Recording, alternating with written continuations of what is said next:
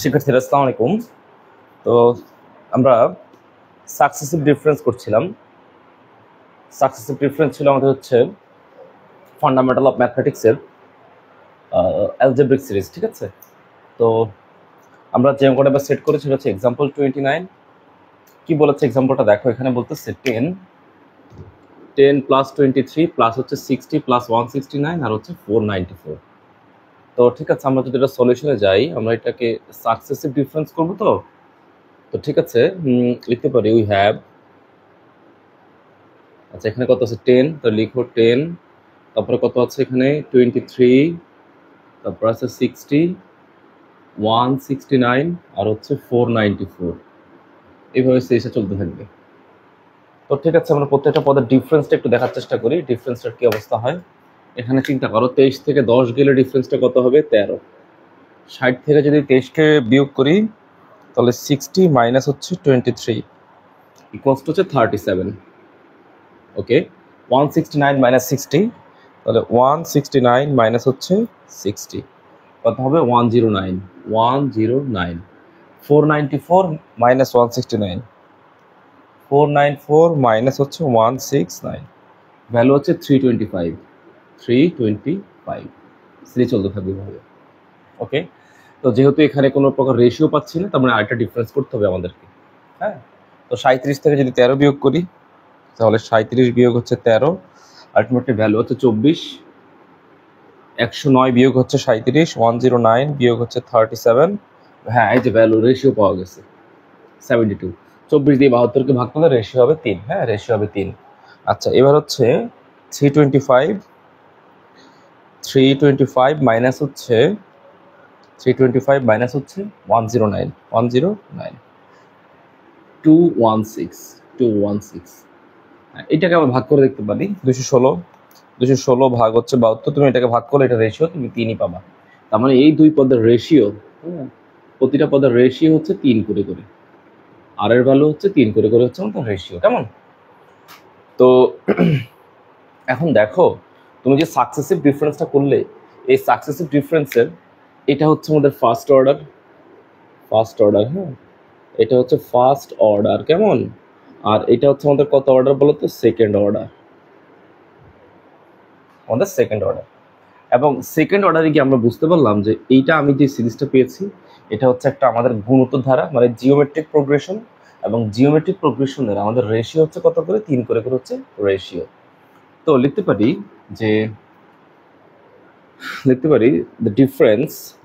The difference, of the second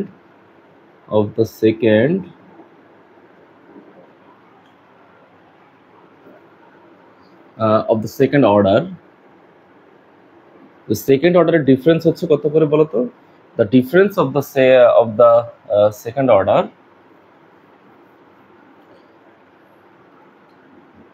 is a geometrical progression. Geometrical progression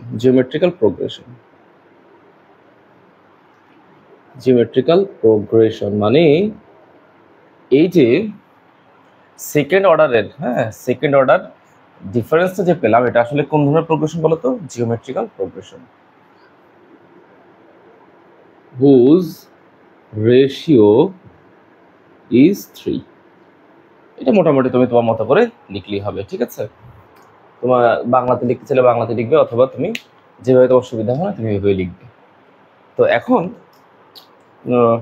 এটাকে এভাবে চিন্তা করো যে আমরা জানি, আমি আবারও বলতেছি, এই যে পদগুলো যে আছে, এই পদগুলো, এটা হবে আমাদের, তো সিরিজটা ছিল এরকম। তো যখনই আমরা সাকসেসিভ ডিফারেন্স করার পরে যখন দেখবো গুণোত্তর ধারা পেয়ে গেছি, গুণোত্তর ধারা পাওয়ার পরে তখন আমাদেরকে চিন্তা করতে হবে যে পদ যেগুলো ছিল সেই পদগুলোকে একটা একটা করে মান নিব। এটা হচ্ছে আমাদের U1, এটা হচ্ছে আমাদের U2, এটা হচ্ছে আমাদের কত বলতো?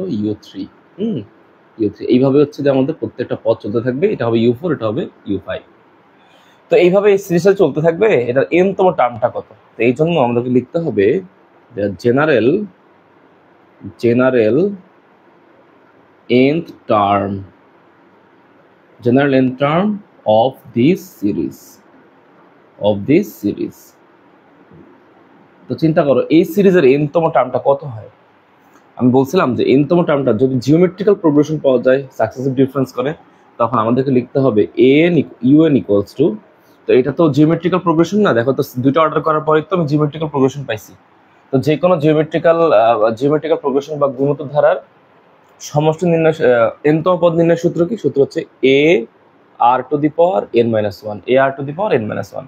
তো এখানে ইউএন, যেহেতু এখানে আমি গুণোত্তর ধারা পেয়েছি, এখানে লিখবো হচ্ছে a r to the power n minus one, a r to the power n minus one plus হচ্ছে function of b, function of n. এখন আগের লেকচারগুলোতে আমি বলছিলাম যে হিসাব করো তোমার এইখানে তুমি অর্ডার দুইটা, এটা হচ্ছে ফার্স্ট অর্ডার, এটা হচ্ছে কত বলো তো সেকেন্ড অর্ডার। কিন্তু অর্ডার দুইটা হলো, দেখো কনস্ট্যান্ট এখানে তিনটা আসবে, কারণ এখানে সিরিজ তিনটা, এই একটা সিরিজ, দুইটা সিরিজ, তিনটা সিরিজ, একটা সিরিজ, দুইটা সিরিজ, তিনটা সিরিজ। হয়তোবা তুমি এটা ফার্স্ট অর্ডার অফ ডিফারেন্স, এটা হচ্ছে সেকেন্ড অর্ডার অফ ডিফারেন্স, কিন্তু তোমার সিরিজ কিন্তু তিনটা।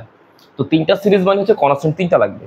তাহলে তুমি এই ইউএন এর মধ্যে তুমি কনস্ট্যান্ট পাইছো মাত্র একটা, এই হচ্ছে এই কনস্ট্যান্ট। তো বাকি রয়ে গেছে কি? বাকি ফাংশন অফ এন। বাকি তুমি এখানে ফাংশন অফ এন এর মধ্যে তোমার আরো দুইটা কনস্ট্যান্ট ইউজ করতে হবে।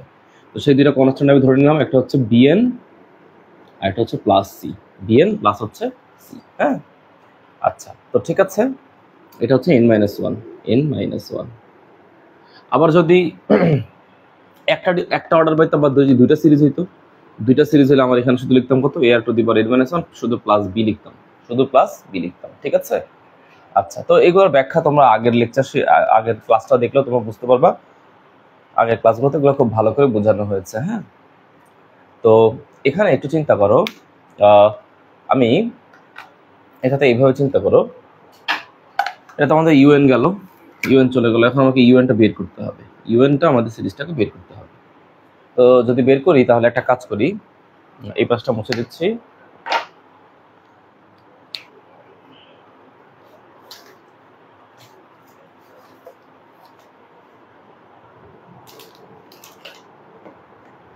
ইউএন বের করার জন্য আমাদেরকে প্রত্যেকটা ভ্যালুকে হিসাব করতে হবে।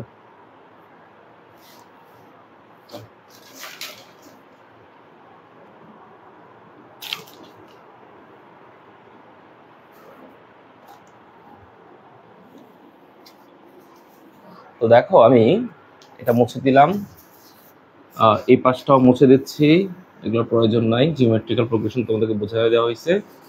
এখন এটা তো আমাদের ইউএন ছিল, হ্যাঁ, তাহলে ইউএন এর ভ্যালুটা ছিল এরকম যে a r to the power n minus one plus হচ্ছে বিএন প্লাস হচ্ছে সি। ওকে, তো তুমি এটাকে লিখো, putting n equals to, n যেহেতু natural number, n equals to 1 2 3 respectively. Okay, তো এখানে n, তো n এর ভ্যালু 1 বসাও, u1। কেন 1 বসাচ্ছি? কারণ আমার হচ্ছে u1, এই যে 10 এর মানটা বের করতে হবে। হ্যাঁ, তাহলে n এর মান যদি এখানে 1 বসাই তাহলে এখানে কত হবে দেখো তো, এটা হবে a r টু দি পাওয়ার 0, মানে n এর মান যদি এখানে 1 বসাই তাহলে 1 থেকে 1 বিয়োগ করলে 0, r টু দি পাওয়ার 0 মানে হচ্ছে 1, তারপরে এখানে থাকবে শুধু a প্লাস n এর মান 1 বসাইলে b প্লাস c, তো a plus b plus c, তারপরে u1 এর মান হচ্ছে কত 10, দেখো হচ্ছে 10। ওকে, এবার n এর মান তুমি 2 বসাও, 2 বসালে হবে u2, এই যে এখানে লিখবা u2। তো u2 যদি বসাই তাহলে এখানে n, তো বলো 2 থেকে 1 বিয়োগ করলে কত হবে 1 না, n এর বলে যে 2 বসাই, 2 থেকে 1 বিয়োগ করলে হবে 1, তাহলে a, আচ্ছা, তাহলে এখানে পাওয়ার হচ্ছে 1 আর r এর ভ্যালু আছে 3, তার মানে 3 টু, বিষয়টা হচ্ছে এরকম, তুমি এইভাবে চিন্তা করো, এইভাবে ভাবো যে r এর মান আছে 3, n এর মান বসাইছি 2, তার মানে 2 মাইনাস 1, ফলাফল হচ্ছে 3 টু দি পাওয়ার 1 মানে হচ্ছে 3, তার মানে এখানে অ্যাকচুয়ালি হবে কত 3a প্লাস n এর মান বসাচ্ছি 2, তার মানে এখানে হবে 2b প্লাস c, আর u2 এর ভ্যালু হচ্ছে কত 23টাই তুমি এখানে লেখো। এরপরে u3, তো u3 বসালে এখানে কত হবে, এ তো থাকবে, r এর মান হচ্ছে কত, r এর মান ছিল 3, n এর মান 3 বসালে হবে 3 মাইনাস 1 মানে হবে 3 স্কয়ার ইকুয়ালস টু হচ্ছে 9। হ্যাঁ, তো এখানে লিখতে পারি কত 9a প্লাস, হ্যাঁ, এখানে কত হবে, n এর মান বসাচ্ছি 3, তারপরে এখানে হবে 3b plus C, 3b plus C. এখন বলো u3 এর ভ্যালু কত? u3 এর ভ্যালু হচ্ছে 60, u3 এর ভ্যালু হচ্ছে 60। এইটাকে দিয়ে দাও ইকুয়েশন নাম্বার 1, এটাকে দিয়ে দাও ইকুয়েশন নাম্বার 2, এটা দিয়ে দাও ইকুয়েশন নাম্বার 3।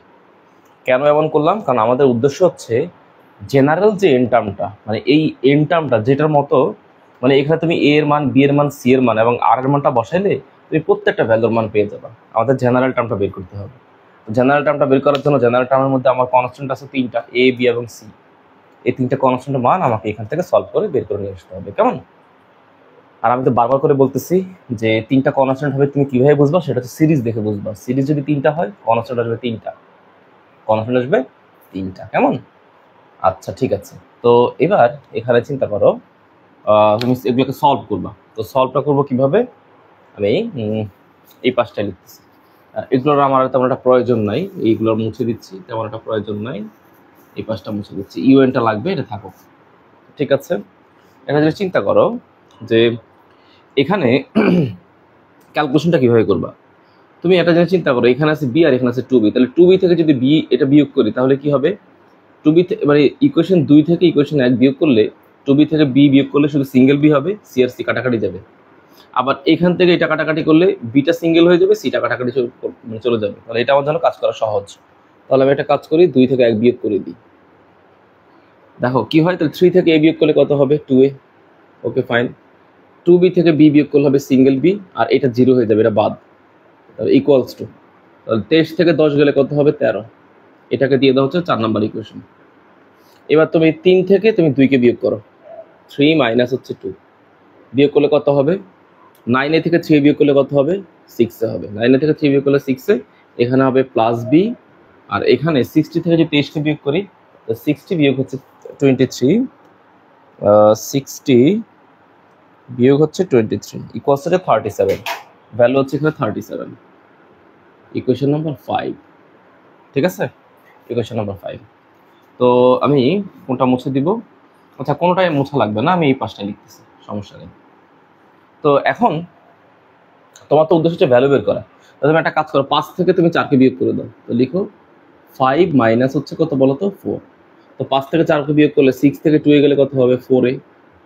এখান থেকে বি বি কাটাকাটি চলে যাবে, 37 থেকে 23 গেলে কত হবে? 24।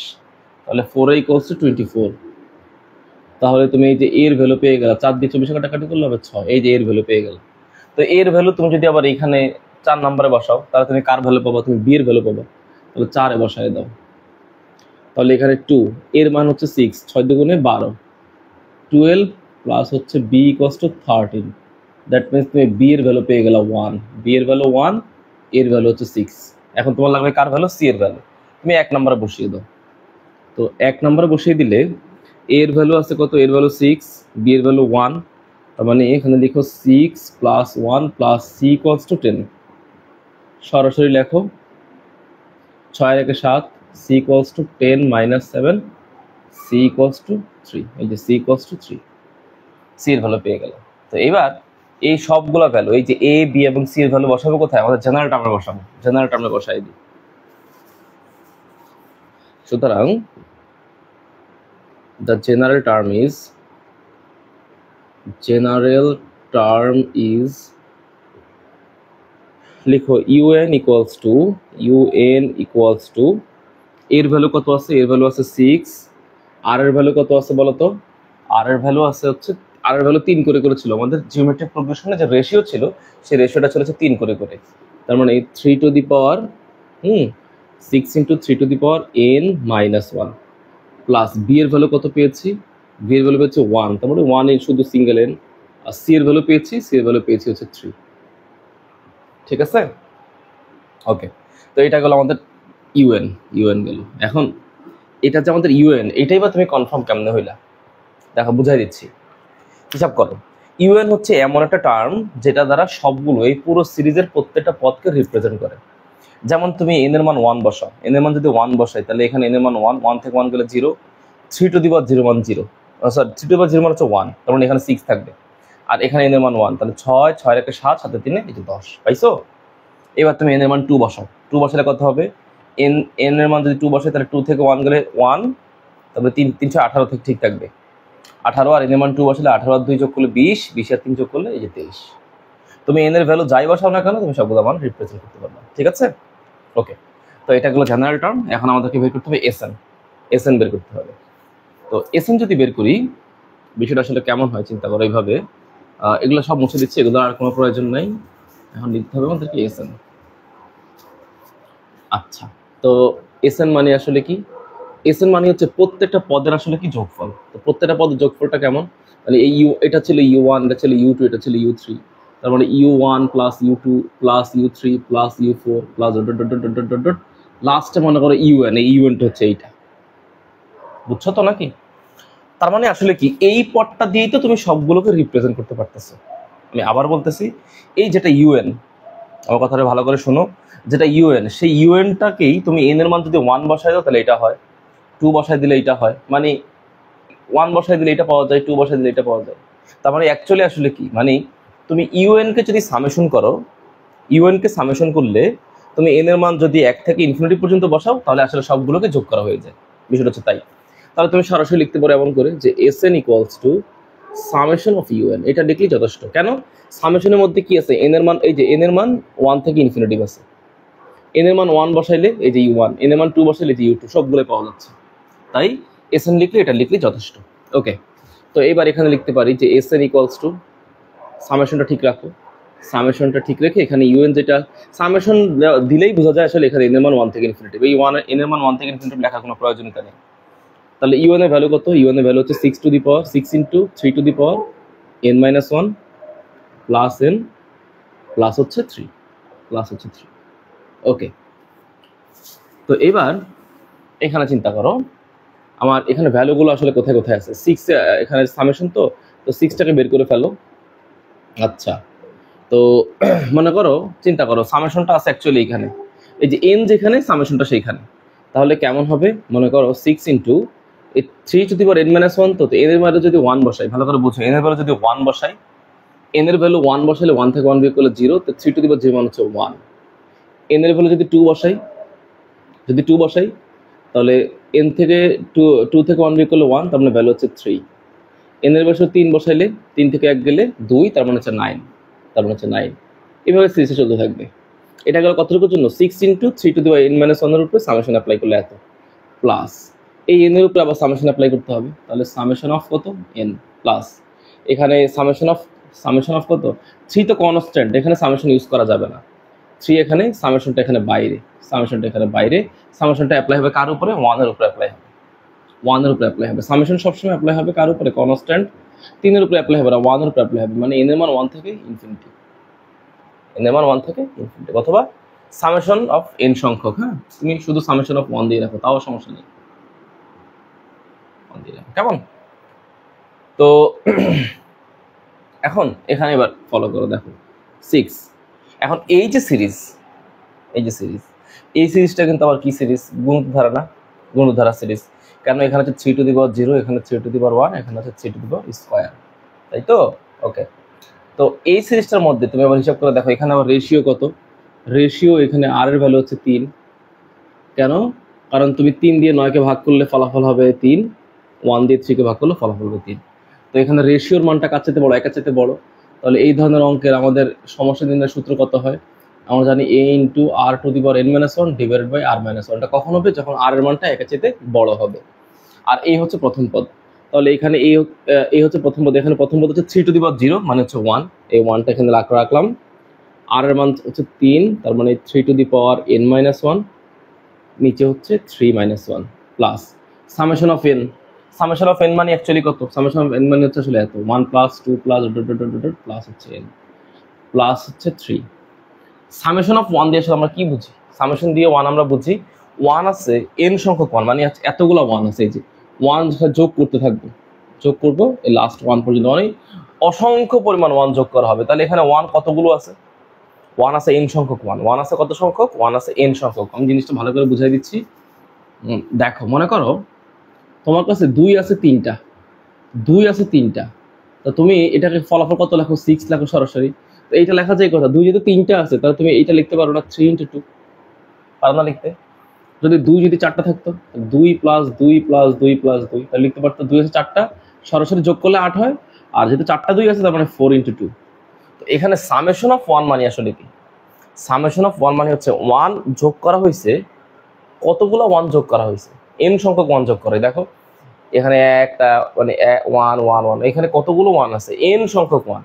তাহলে তুমি পড়াতে লিখতে পারো n × 1। হ্যাঁ, আচ্ছা, তো এটাকে এবার হিসাব করি। 6 3 টু দি পাওয়ার n - 1, 3 - 1 মানে হচ্ছে 2, প্লাস এটা হচ্ছে আমাদের গাণিতিক আরোহ পদ্ধতির সূত্রটা হচ্ছে কত বলতো, n × n + 1 divide by 2 plus 3। আর এখানে 1 আছে কতগুলো, 1 আছে n সংখ্যক, তার মানে 1 × n। হ্যাঁ, তাহলে 2 দিয়ে এটা কাটাকাটি করলে হবে 3 to the power 3n - 1 plus half into n × n + 1, side করে লিখলাম সাজিয়ে, n × n + 1 প্লাস হচ্ছে 3n। তো এটাই হচ্ছে আসলে এই অঙ্কের অ্যাকচুয়ালি অ্যান্সার। ঠিক আছে, আমি আবারও বলে দিচ্ছি, যে জিনিসটা নিয়ে তোমরা আসলে বিপদে পড়ো সেটা হচ্ছে এই লাইনটা বারবার করে বুঝাই দিচ্ছি। সেটা হচ্ছে 6টা চলে আসবে সামনে, 6-এর উপর সামেশন অ্যাপ্লাই হবে না, সামেশন অ্যাপ্লাই হবে তার উপরে যেখানে চলক থাকবে। তো এখানে সামেশনের চলক কি, n এর মান 1 থেকে ইনফিনিটি, 1 থেকে ইনফিনিটি, হ্যাঁ, অথবা n এর মান 1 থেকে n পর্যন্ত। তুমি এখানে n এর মান 1 থেকে n পর্যন্ত দাও, যেহেতু un পর্যন্ত আছে, মানে n ইনফিনিটি তো না, যেহেতু সসীম মানে শেষের পদটা, মানে n তম পদ বা শেষের পদটাকে আমি n তম পদ হিসেবে কাউন্ট করে নিছি। তাহলে n এর মান 1 থেকে n পর্যন্ত। তো n এর মান 1 থেকে যদি n পর্যন্ত হয়, তাহলে যেখানে n থাকবে সেখানে সামেশনটা অ্যাপ্লাই হবে। সামেশনটা অ্যাপ্লাই হবে ঠিক এটার উপরে অ্যাপ্লাই করার পর এটা পেলাম, এই যে n। হ্যাঁ, আর এখানে 3 তো কনস্ট্যান্ট, 3-এর উপরে অ্যাপ্লাই হবে না, তাহলে অ্যাপ্লাই হবে কার উপরে, 1 এর উপরে। তো 1 এর উপরে বলতে আসলে কেমন, 1 এর উপরে বলতে আসলে হচ্ছে এরকম যে সামেশন অফ n এর মান 1 থেকে n অ্যাপ্লাই হবে 1 এর উপরে, বুঝতে পারছো? তো এখানে কতগুলো আছে, n সংখ্যক আছে। ঠিক আছে, সুন্দর করে লিখলাম 1 + 1 + এত। এটা তো আশা করি বুঝতে পারছো। আশা করি এই ধরনের যে কোনো অঙ্ক তোমরা ইনশাআল্লাহ পারবা।